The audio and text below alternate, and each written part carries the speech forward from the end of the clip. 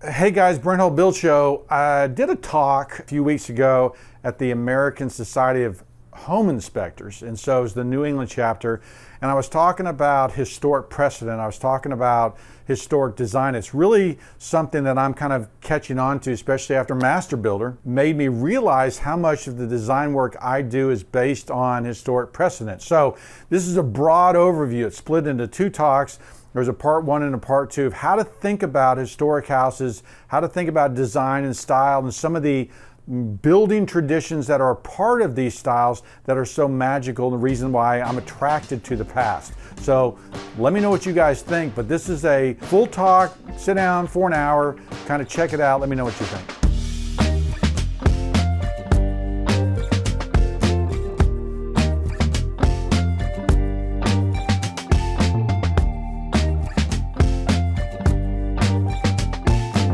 The first period, that Georgian Federal Greek Revival, is a pre-industrial. Okay, so if you figure the Industrial Revolution happens in the 1850s with steam-powered mills and things like that, you know, steam-powered mills maybe 1840s, but certainly I'm just kind of giving that 1850s timeline. The Georgian Federal and Greek Revival houses are all handmade, okay? And everything after that time is going to be more and more machine made. So much so that then you get into the post-World War II, Levitt towns, and that kind of houses that are built today. There's kind of three distinct periods. Kind of the handmade, that industrial / handmade, and then kind of the plastic houses that we have today. There's my bias coming in again. So there's that technology helps determine the house. I think the houses reflect the mood and the desires and the interests of the world at the time. The Greek Revival is a great example. We were all enamored with the Greek culture. You know, they were a first democracy. Our early democracy was starting to work. It influenced our building. So, and then of course, building competence decreases over time. So, if you look at the American architectural universe, 1740 to today, you've got the Georgian, Federal, Greek Revival, a Gothic Revival, Victorian, and all the different Victorian styles, arts and crafts, period revival, and then ranch. I think ranch is the last true architectural style in America, unless you consider the McMansion a style. I don't. So there's 1, 2, 3, 4, 5, 6, 7, 8 styles, right, that you need to be able to identify and look at and kind of figure out. So we'll talk about those. The Georgian period, this is Mount Vernon, Georgian period house, 1740 to 1780. The Georgian period as an architectural style really ends in 1780 because, why? Bueller? No, the American Revolution, right? So King George is in England. There's 3 King Georges, okay? And it goes from like 1713 to 18 something. But the King George is on the throne during the American Revolution. You know, we're going to start this period about 1740, end it at the American Revolution, and then we move into the federal style. It's classical and Palladian. Classical means that it's based on those Greek and Roman temples, that classical era, meaning that buildings are very balanced, they're very even. There's a lot of geometry, a lot of proportion, a lot of symmetry in these designs. And of course, we'll talk about masonry there.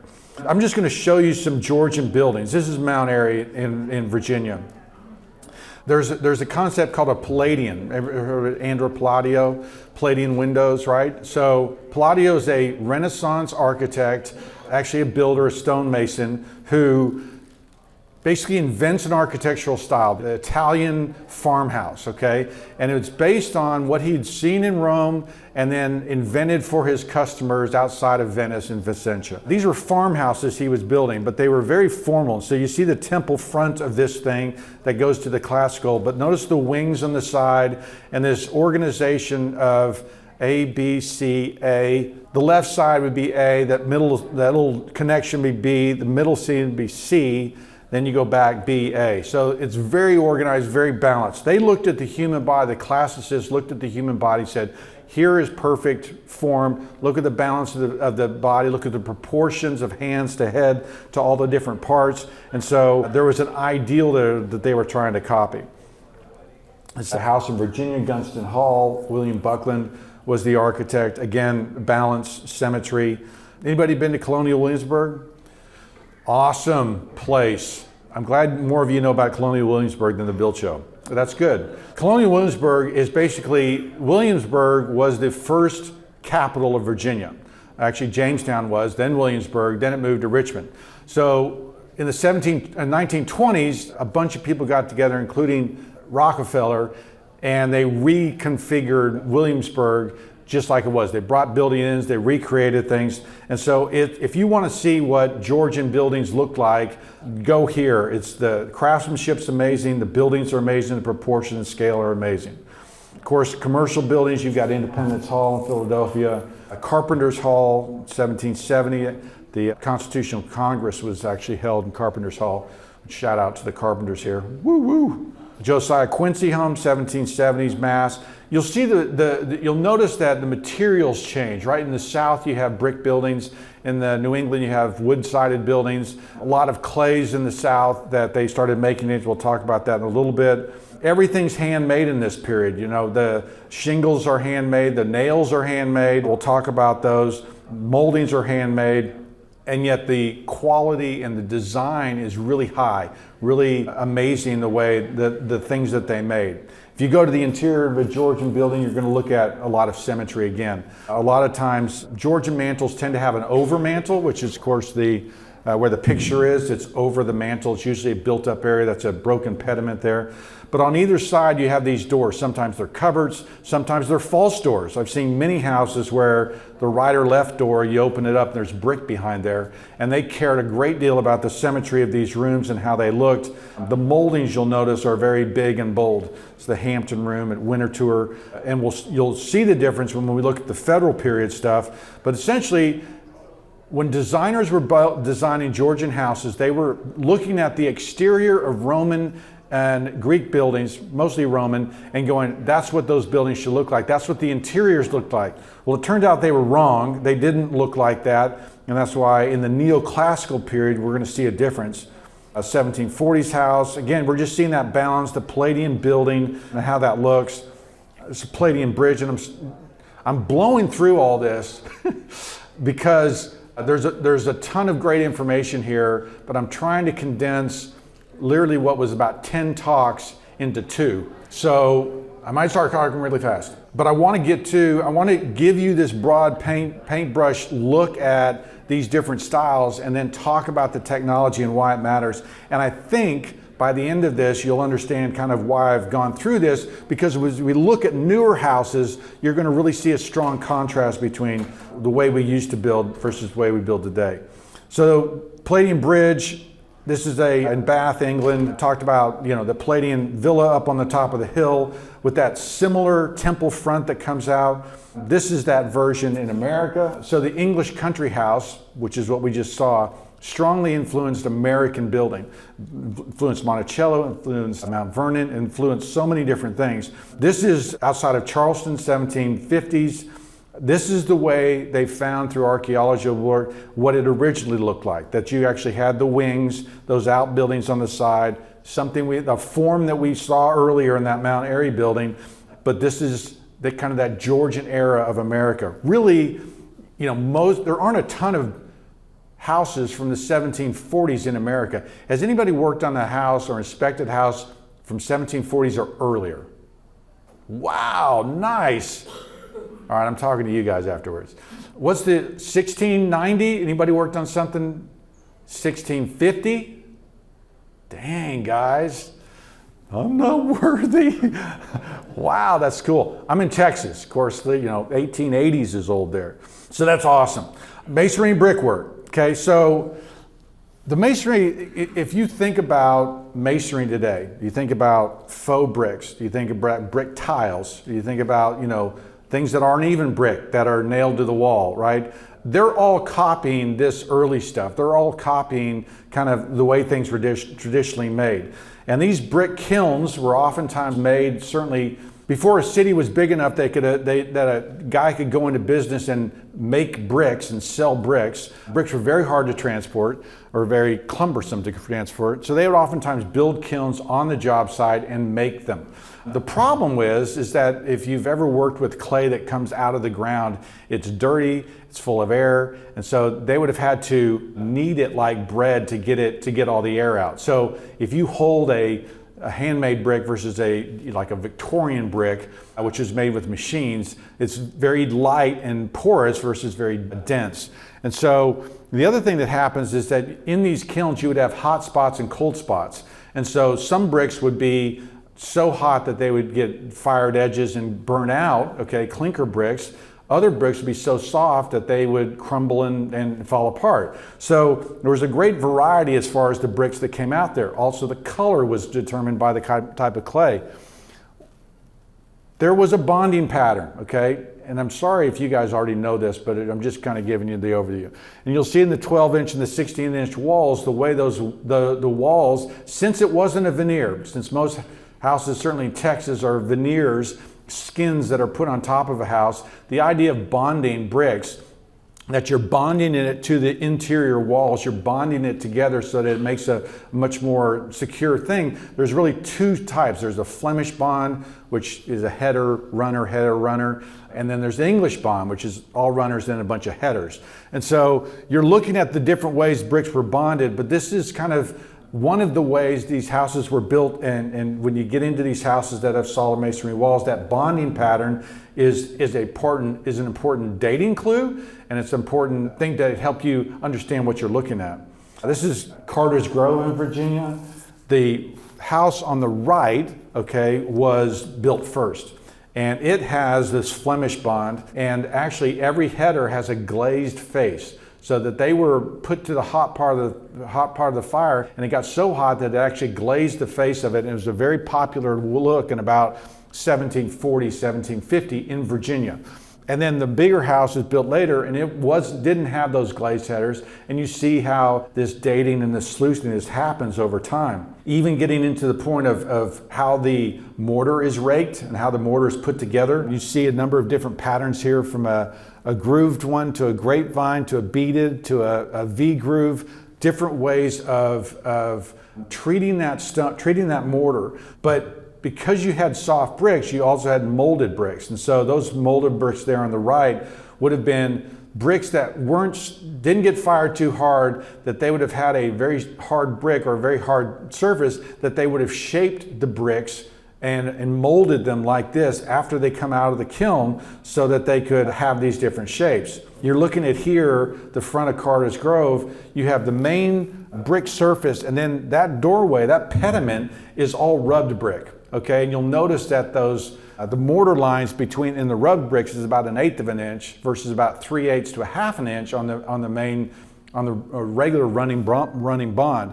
So you see the pediment that they've done, all those moldings, those have all been rubbed bricks. And of course you have a brick arch there, a gauged brick arch, where every brick is a different shape made individually for that opening so it could support the brick above. Amazing skill, amazing craftsmanship, amazing not only from the manufacturer side, but from the craftsman side, from the guy firing the bricks. Awesome stuff.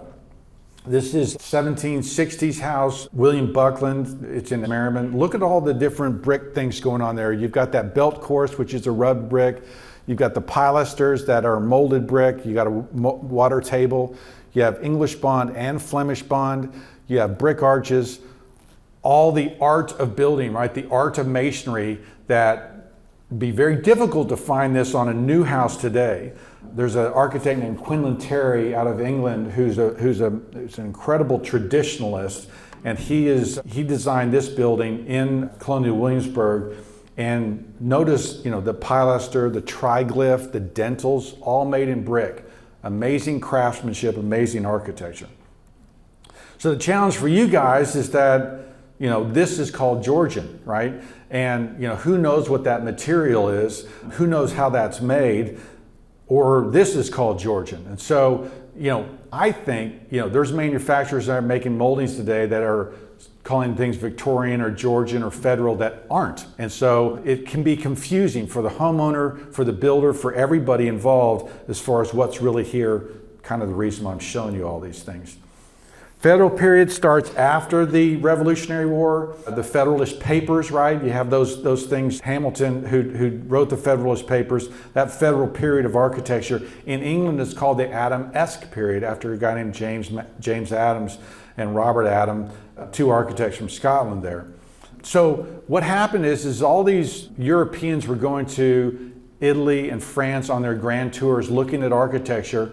Pompeii was being excavated. Pompeii was this Roman city that got covered in ashes and sat, basically untouched for about 2,000 years, forgotten. And then they were doing an excavation to build a villa there, and they discovered Pompeii. And so Adam and a number of people go to Pompeii and actually look at Roman interiors and look at these rooms and go, okay, this is nothing like we thought interiors would look like. They're vastly different. And so the architecture changed. It's called the neoclassical era. And so much of the styling changes because of what was found there. Otis Gray Mansion in Boston, about 1810. Notice how these buildings aren't as heavy. The details are lighter. Fan lights become very popular in this era. There's a house in Maryland called Homewood. It's a good example of how, columns are thinner, moldings are daintier, even mutton bars are daintier. But certainly the fan light, maybe more than any other feature, is a federal feature, a federal element, and it's because of the decoration that you see in that fan light that copies the things that they saw in Pompeii that makes that such a popular choice as a material. But the moldings in this house have certainly changed. Full paneled walls are no longer part of the story. These light and daintier details are much more common. Fluting, reeding, all things that you might see in a federal style house. This is a house that Robert Adam, that architect I was telling you about from England, this is in the Philadelphia Museum. This is one of his rooms, one of his houses he designed. The reason there's pinks and blues and greens there is because those are the colors actually he saw in Pompeii. So, this kind of decoration, that decoration on the ceiling, those pilasters that are just kind of barely kicked out from the wall. When I say light and dainty, that decoration is dainty. Certainly the colors are very bright, which is the reason why you see this kind of detail. You might see it in fireplaces. You might see it in mantles, Wedgwood pottery, very popular in this same period, all part of that same kind of story, that same kind of detail. Look at the difference between a Georgian room on the left and a federal room on the right?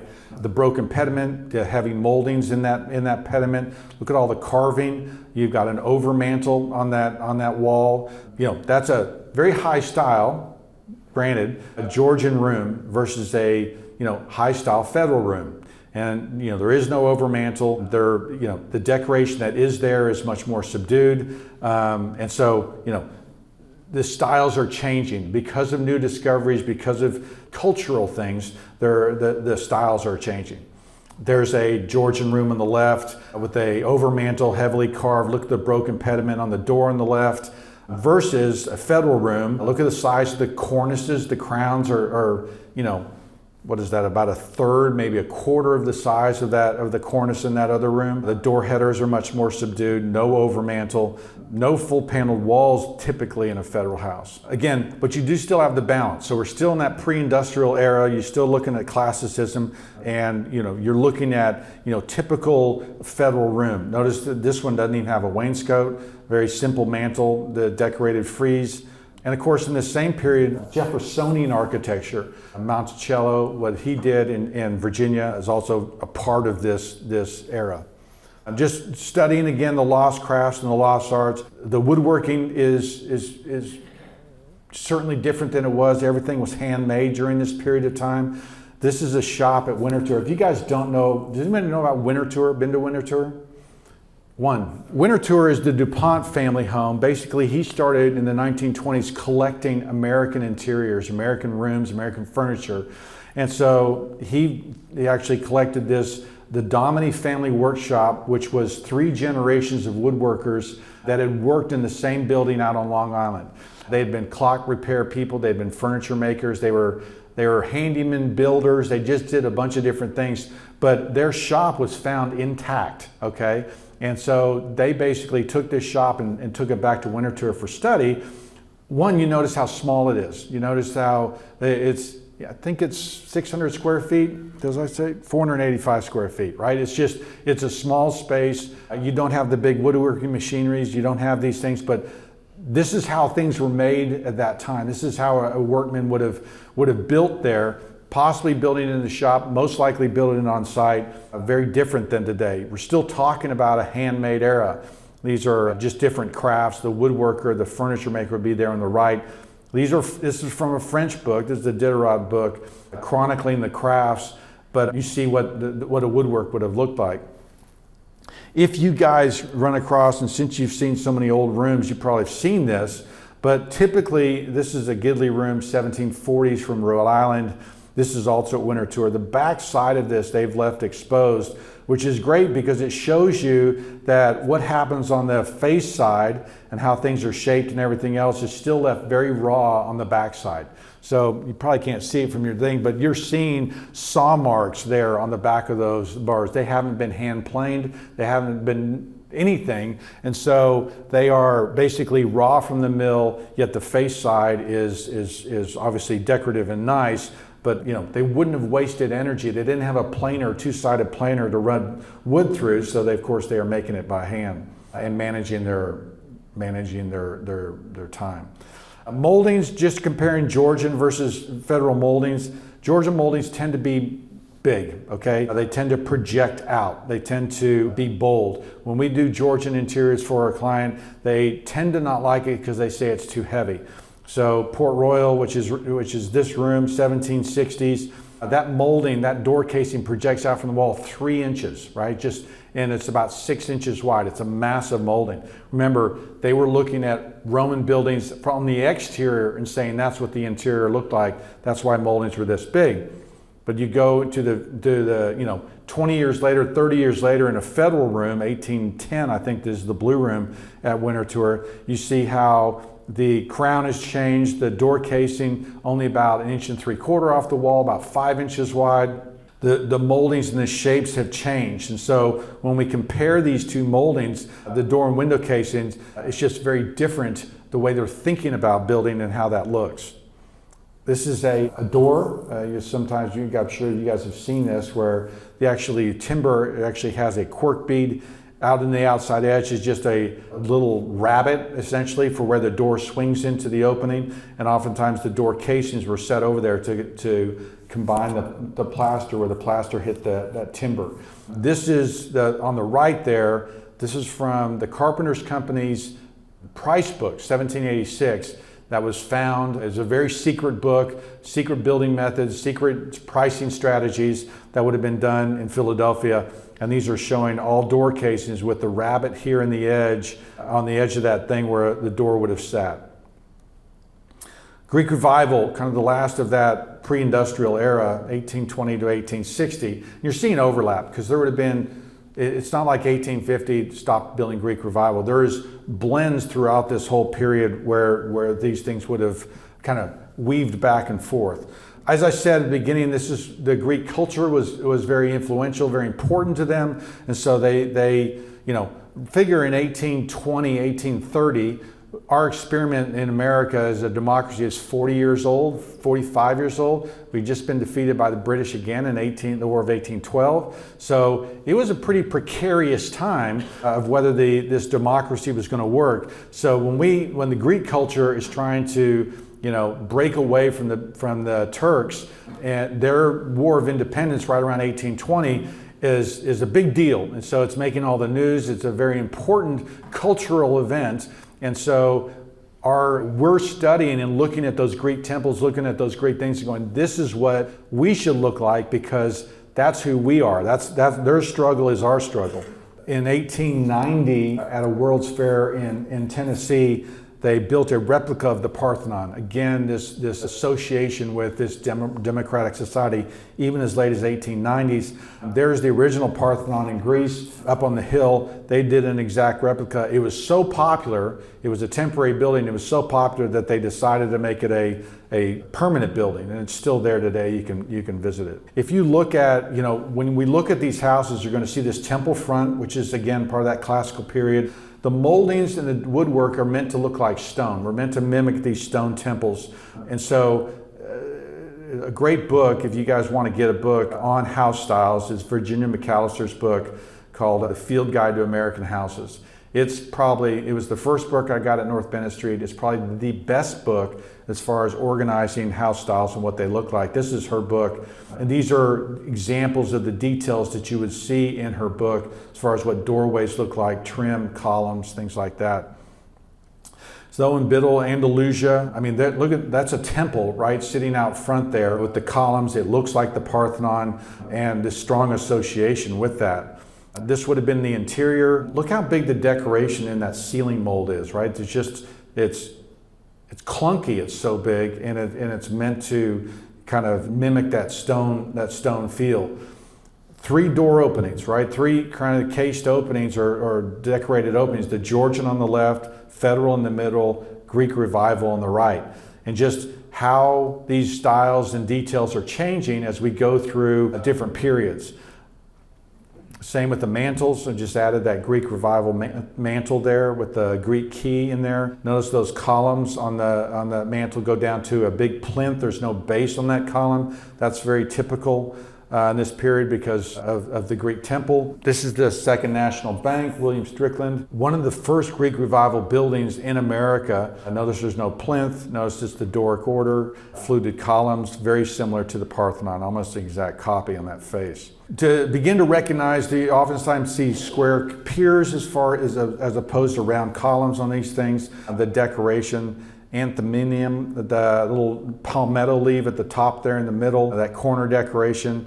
These are all, you're starting to see some similar details. There's on the right there is the typical door opening where you see those kind of engaged square columns, round columns that surround the door, almost cover up the door in some cases. That's a very typical Greek Revival opening. This is one in Robert Mills, 1827. This is a courthouse in South Carolina. Again, you're seeing that temple front, that temple detailing. Look at the huge palmetto, decoration there in that doorway. Single panel doors, 1 panel and 2 panel doors are very popular in that time period.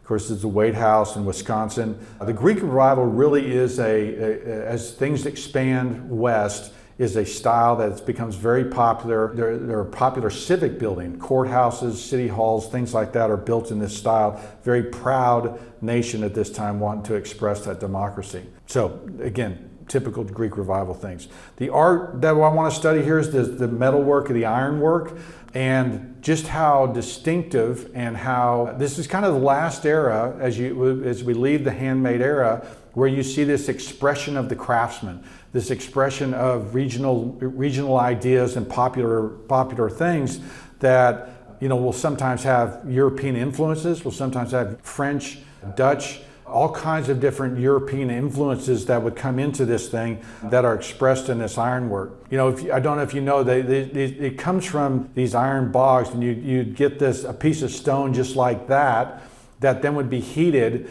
and refined to get to the metal. The iron and the bog ore that is in America was actually really good. There was areas of the country that was very good. Pennsylvania was one. And the British, for one of the things that started the American Revolution is they didn't want anything made in America. They wanted it all shipped, the raw resources sent back to England and then sent back as finished goods. And so there was complaints and rumblings about how to do this. But anyway, that's where it comes from. And essentially we have 3 types. You have the cast iron, which comes later, and the wrought iron, which is the earliest type of ironwork that we see. And there is a confusion of names. I have more clients call me and say, I want a wrought iron fence. And like wrought iron, like true wrought iron, there's a certain amount of carbon in it that doesn't rust, and it's an excellent product. It's actually very hard to find. And the fine ironworkers, guys that I know, have a tough time finding true wrought iron with that amount of carbon in it to make things that last for a long time. So they think it means wrought like made, and it's actually a confusing thing. Steel is a post-1850s deal. But all these, this is an era where, hinges are nailed to the door, okay? Screws are handmade. So screws are pretty rare in most cases. And so you see these strap hinges and you see the H&L hinges and the things that were made during this time period were all made by hand. And there's a distinction to this. There's a creativity that goes along with these hinges and with these doors that are very expressive and that we lose as we go forward in time. Certainly rim locks were the way locks were done. Sometimes these are open face locks, sometimes they're not always box locks.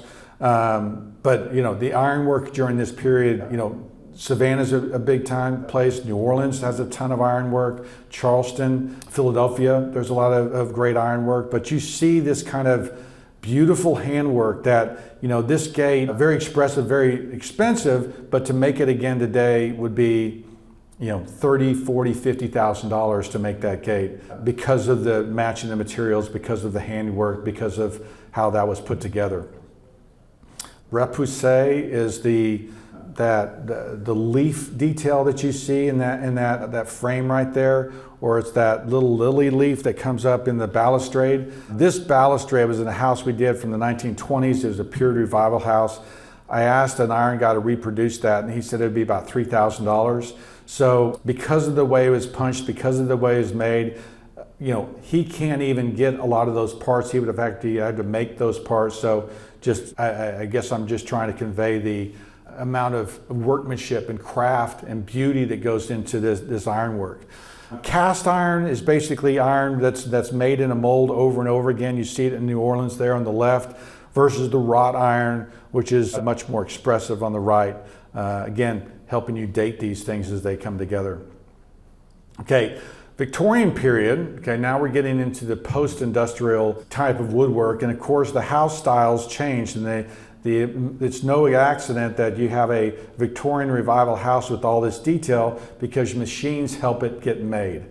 There are so many house styles in the Victorian era, these isn't even all of them, it's confusing. And the other piece that makes it confusing, and we'll see this from this point all the way into today, is that things are called Tudor or Second Empire or something, and it's really a combination of a number of things. Queen Anne architecture is by design meant to be a combination of a number of different, English, I've seen all kinds of crazy things Italian age. So don't get discouraged if you looked at a Victorian houses and say, well, it kind of looks Second Empire, looks like an Italianate house.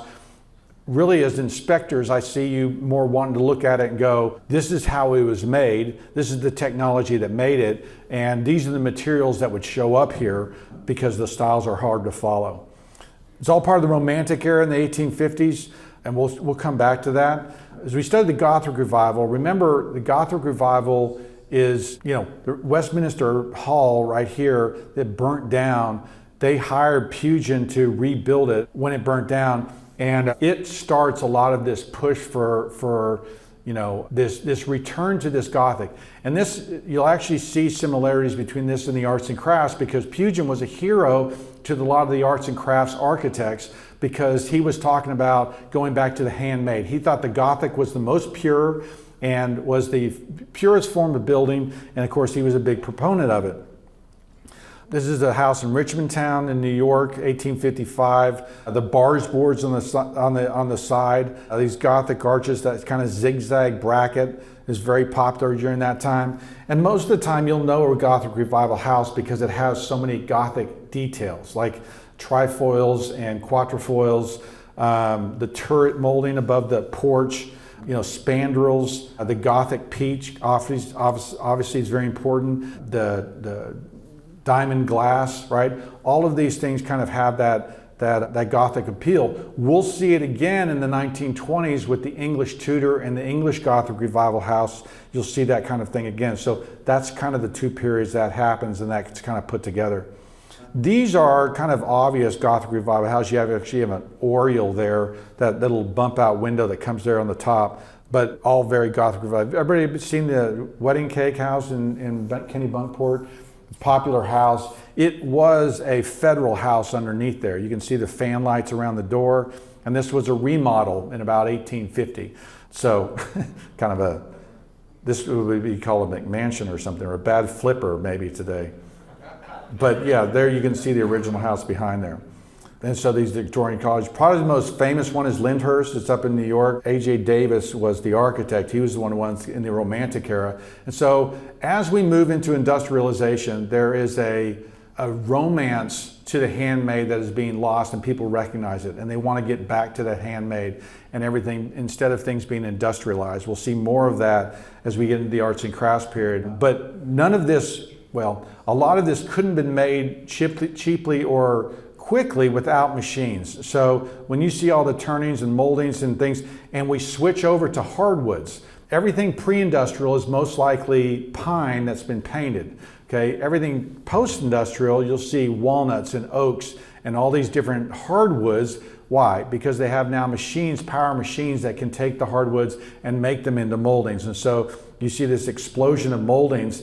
You know you're in a post-industrial house if you see hardwood moldings and hardwood doors and things like that. Italianate, I'm just going to kind of push through these designs.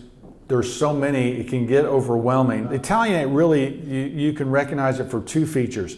There's brackets under the eave, okay, and there's oftentimes a tower, okay.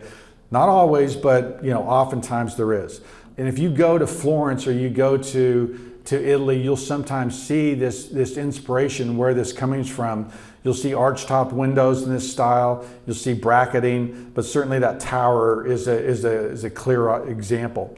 And here's a good example of an Italianate house with a Second Empire roof. Now the Second Empire is a French design, and you have, after the architect Mansard, who designed this kind of swooped roof that you see up there. So this would be an example of, you might come up to it and go, well, wait, what style is it? Because that's a mansard roof. No, it's the bracketing and everything else underneath. And it could be, as the design was put together, a little bit of a combination of two. Again, that confusion of how this is put together. Italianate again, brackets under the eave, you're seeing that, a very decorative tower, but certainly in that style. Now I was talking about the Second Empire. The mansard roof is kind of the clear giveaway that this is a Second Empire house, 1850 to 1880, but you'll see some similarities between the two, because sometimes this will have bracketing as well, just not as distinctive sometimes as you see on the Italianate house. Hopefully you're kind of going, yeah, I can see what he means, because there's brackets under there, but there's also a more prominent Second Empire roof there. And that mansard roof can swoop in like you see there, or kind of do that kind of tulip thing at the top there, kind of almost Moorish kind of top at the top there, but it can swoop either way. But again, Second Empire here. So as we get into this industrial era, we're going to talk about kind of the three or four things that really define this kind of new style of building. We got steam powered mills, got cut nails, which are a great dating tool for you guys, and of course the framing methods and how framing was done. The industrial revolutions, as I talked about, the power of them really doesn't happen until about 1830s, 1840s. I have millwork catalogs and flyers from the 1840s advertising and bragging about steam-powered mills. Now, interestingly, on those flyers, on the one flyer I've got from 1848, it says 20 to 30% more cheaper than handmade. Now, I would have thought it was 200 times more, savings, but to only see about a 20 or 30% savings speaks to this kind of change, this slow change that's going to happen over the next 50 or 60 years as we transfer from kind of handmade tools to machine made. Now, in Texas in 1850s, we're barely a state. And so you're not going to see that kind of things out there, whereas in New England and here you'll see, handmade moldings and things like that. So it really varies depending on where you are in the country. But the steam-powered mills and the steam-powered engines really do change the way we build, really do change the way we construct things. And you can see these parts and the machines, but that main belt that goes down through the shop, and then all the belt-driven machines that would be driven from that, leads to a lot of this millwork. So this is an 1880s catalog showing the brackets. Okay, we just looked at brackets in the Italian and the Italianate and the Second Empire. These were all made with scroll saws. They were made with planing mills. They were made with, planers, table saws, right? Scroll saws, all would have done to make these things in a mill. And there was an excitement, right? There's this, like, oh my gosh, look what we can do. We've never been able to have this much ornamentation, this much detail. Of course, it comes back to bite them, but with the arts and crafts era, but this is what that steam-powered mill enables and brings about. These, machine-powered mills, this is showing that Gothic window. This is from one of my studies of the mills and when they began to take place. Yeah, that one's 1870. But even the machinery, right, like probably right after the Civil War is when things explode, because the Civil War is 1861 to 65. And so it's really after that time that people can focus on building again and get back to this thing. And you see this type of machinery. Early machinery sometimes even has, cast iron columns that come down. They made even the columns into classical deals. One thing I'd like you guys to be able to date nails is one of the early things we did at North Bennett Street.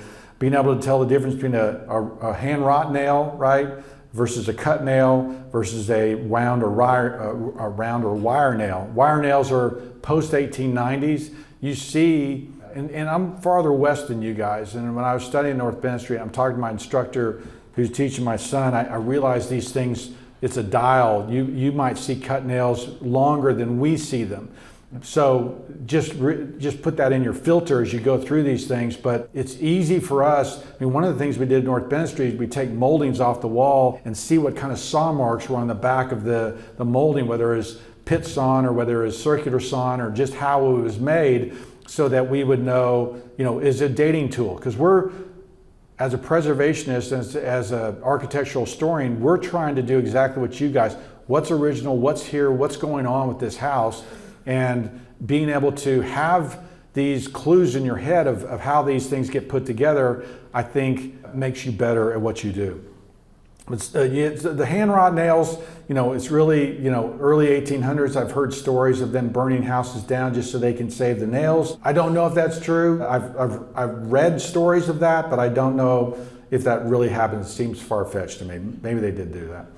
Cut nails, certainly by the 1820s, cut nails are pretty popular, where they're actually cutting nails from a little flat sheet, and this knife comes down and just knocks these nails off, and sometimes they're headed separately, sometimes they're not.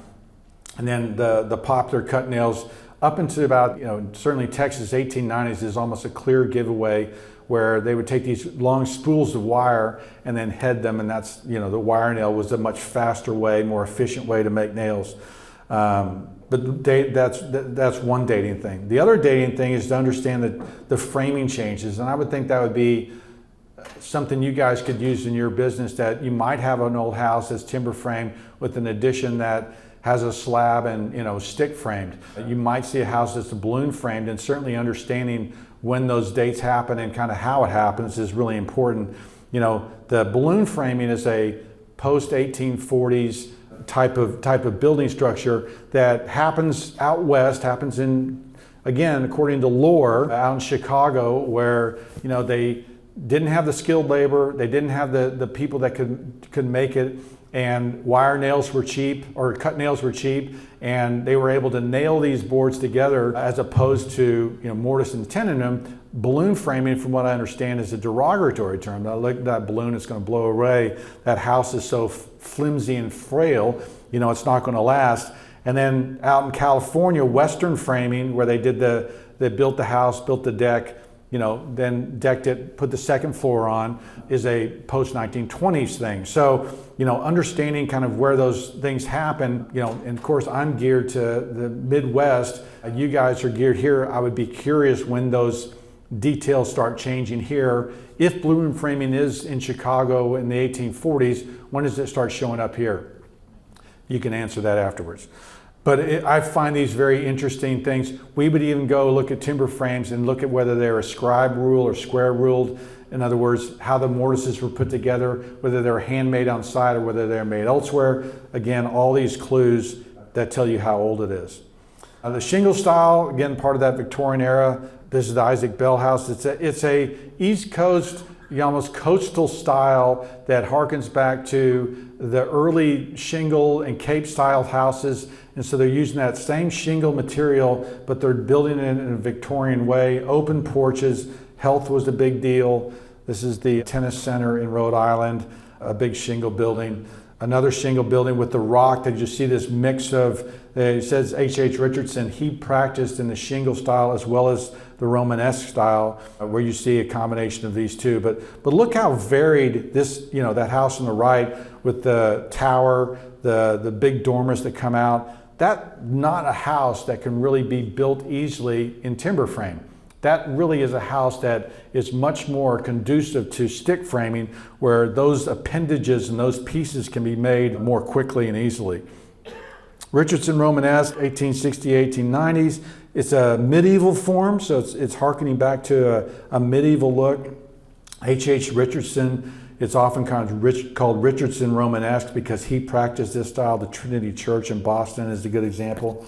But this kind of almost Elizabethan front there with the heavy stone, heavy granite rock, turrets still. You're in the Victorian area when you have those turrets and things like that. This is a courthouse in Texas that was done in that style. The heavy rocks, those arches, that Romanesque goes back to Rome, right? The Roman arches and things like that. Neoclassical, as we get to the tail end of the Victorian era, is basically, for a while there, Italianate, Second Empire, Romanesque. You're looking, a lot of the styles are based on these European, almost romantic ideals. The classical and the neoclassical with the Beaux-Arts, McKean, Mead and White, and things they were doing happens with this neoclassical house style, where you go back to that temple front, those tall columns on the front porch, sometimes single-story columns on the porch, two-story columns on the front like this house in Texas that we restored in 1909, all part of that neoclassical era. This one has a little bit of an arts and crafts feel with those brackets under the eave.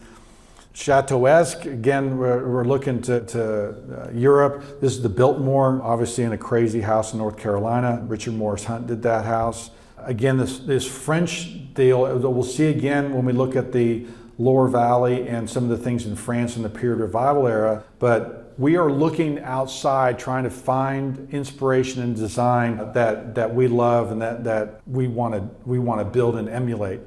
Just the last one on this section is the millwork and the rise of commercial millwork and its importance. Essentially, like I've said, pre-1850, you're looking at all handmade things of how things are built, and then post that time, 1860, really you're looking at machine-built things. A lot of this happens up in where that star is, and I do another talk on lumber where there's lumber harvesting charts that tell you where things are made and where they come from. For instance, we did a courthouse in Texas. It was an 1896 courthouse, and they had white pine doors, interior doors, and yellow pine windows. Now, that was like what's going on here? One, we don't have white pine in Texas. We don't have white pine in the South. White pine is something that happens all along the Great Lakes area, Wisconsin, Michigan, Minnesota, all the way over to Ohio and up into Maine. But in about 1870, 1880s, as wood was running out in New England, they start moving across the Ohio Valley and up into Minnesota, and they start floating the logs down the Mississippi River. And all along the Mississippi River, they were to see the star all the way down into Iowa. There's all these mills that grow up. There's a place in Clinton, Iowa. It was called the lumber capital of the world. At one point, there was more millionaires per capita in Clinton, Iowa than in anywhere else in the world. And that's because Weyerhaeuser was there and the Curtis brothers and a bunch of people. So the other thing that's happening at this time is that railroads are starting to cover the country. And so these mills aren't just making woodwork for, Clinton, Iowa. They're making woodwork for all over the West Coast. All over the western part of the country as the country expands west and goes further that way. Everything's available in a catalog that you can order. You know, all of these moldings and all these details are shown and illustrated and designed. The map company, Rand McNally, was actually the publisher for this catalog. If you look at this, the cover of this, so you have the St. Louis Sash and Door there on the left, the Ryder Adams catalog on the right. That's an 1892 catalog on the left, an 1897 catalog on the right. What do you notice about them? It's the exact same cover, okay? It just has a different imprint on it, okay? And the reason that's important is standardization in the millwork company is happening at this time. So the things that you see, we made moldings for a guy in Chicago one time, and he said, boy, your moldings matched exactly what our moldings were in the house. It's like, yeah, because everybody was copying from the same book. Everybody was looking at the same catalogs going, oh, you know, that's what a 8016 crown is, and that's what an 8012 crown is, because it was standardized in these books by these manufacturers, and it's spread all over the country. So I don't know how many different mill shops around the country were using the Rand McNally, but it was a lot. These things were then transported by rail to somewhere America, and then taken out to a job site. So this millwork would come complete and finished. Right? You would buy doors, trim, cabinets, cabinet doors, windows. It would all ship out and be sent out ready to go. Sometimes they would even grain the wood, okay? There's graining in these catalogs where they talk about how to do that. So it's kind of crazy how building is changing at this time, but if you want to know why 5-panel doors are so common in the 1890s, it's because of catalogs like this. And you have a little bit more classical influence here, or colonial revival influence here, than we do in the West, but standardization happens at this point. The comparison to me between what happens in 1830 versus what happens in 1890 is I think, stunning. Every part is hand-hewn, sawn, made by hand, versus the parts that you pick up from a lumber mill, right? Think of the studs that just come off that come from the lumber yard, the things that you were able to pick up that would have been handmade before. Plans would have been hand drawn, most likely by a master builder. The whole idea of the architect really, there isn't a licensed architect in America after 1890, I believe. H.H. Richardson was thought to be the father of American architecture, and he's around in the 1881. So, the idea of having an architect draw your plans in 1830 isn't really something that happens. And so, versus in 1890, you're buying it in Ladies' Home Journal, right? The Ladies' Home Journal magazine was a prolific plan book provider and plan designer for homeowners who didn't have an architect. House timber, it's skilled timberite, housewright, versus things that were nailed together. It must have made, as a craftsman, you must have laughed at these houses that they were building out west with the balloon framing and nailing together. I gotta think that they laughed. And they got a nail holding it together. Can you believe it? And we're kind of so used to it today, but putting yourself back in that area where things were mortise and tenon and pegged and put together carefully, and to think someone with no skill was actually building houses must have been quite the shock. Decoration used to be only for the wealthy. Those houses I was showing you that have the heavily carved things at Winter Tour. Winter Tour, by the way, there's 175 rooms at Winter Tour dating from the 1640s to the 1860s. 175 rooms. Only like 4 of them have hand-carved moldings, okay? So realize that hand-carved moldings were incredibly rare in the Georgian federal era, okay? By the Victorian times, it's like everybody and their dog has carved moldings or hand carved, because the machinery, there's duplicarvers, there's essentially every machine that we've got in our shop in Fort Worth, 25,000 square foot shop with a CNC machine. CNC machine is probably the only machine they didn't have, but they had duplicators, they had planers, sanders, shapers, molders, all the different tools we have, they had back then. So decoration is cheap and easy. And it only gets cheaper and easier as we move forward into our period today. Commercial buildings are rare, commercial buildings are common. Engineers and architects not required, engineers and architects are required. So, I mean, as we just look at this era and we look at kind of the end of, this is a Greek revival entry, probably 1840s, and then we look at a Victorian, interior from 1890s, right? You see the stark difference that happens, that, here's everything's paint grade, possibly some plaster in that decoration that wouldn't have been wood, but those are very simple moldings, simple details, all painted because it's made by hand, versus this, which is all oak and fine hardwoods because they have machinery and millwork that enable them to do that. And as I was pointing out, how simple, the Georgian and federal houses are.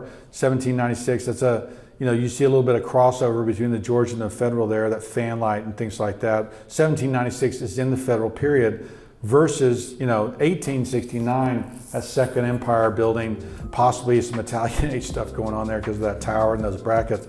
But look how different those buildings are. Look how much things changed during that time period. As we go to the next period of time, which is really the arts and crafts up through today, we're going to see more technological changes that change these houses even more.